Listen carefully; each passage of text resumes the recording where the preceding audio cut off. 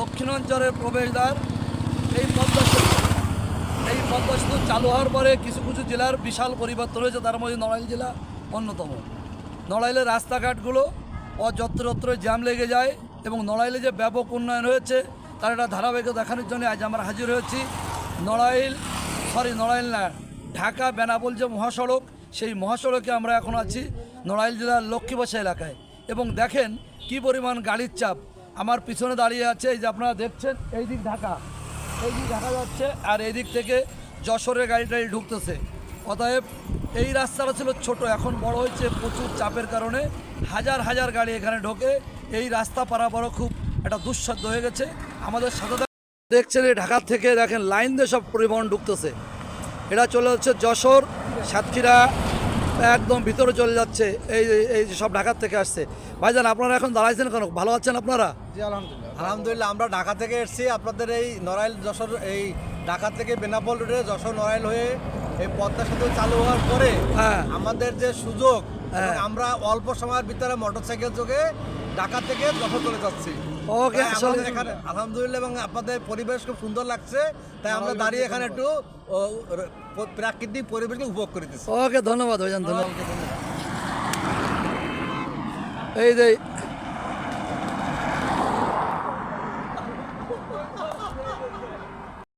পদ্মা সেতু চালু হওয়ার পর নড়াইল জেলার যে বিশ্বাস পরিবর্তন ঘটেছে তার একটি এক্সপার্ট। আমরা এখন আসছি মালিবাগ। এই দেখেন এই যে মালিবাগে এইখান থেকে নড়াইল শহরের রাস্তাটা ঢুকে গেল, বাইপাস সড়ক দিয়ে নড়াইল ঢুকে গেল। আর এর বাম পাশে যে রাস্তাটা যাচ্ছে আপনারা দেখছেন, ওই যে ট্র্যাক চলে যাচ্ছে, ওটা চলে গেল যশোর।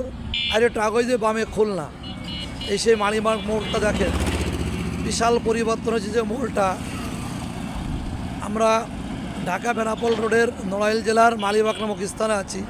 এই দেখেন এই চলে যাচ্ছে গাড়ি ঢাকা, এই ঢাকা থেকে চলে যাচ্ছে সমস্ত গাড়ি। দেখেন কি বিশাল পরিবর্তন এই মালিবাগ। দুদিন আগেও এখানে কোনো লোকজন ছিল না।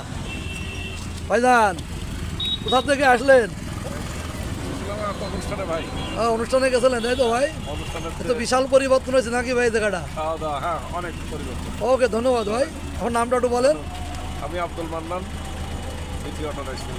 ওকে, ধন্যবাদ ভাই। ভাই আপনি কোথা থেকে আসলেন?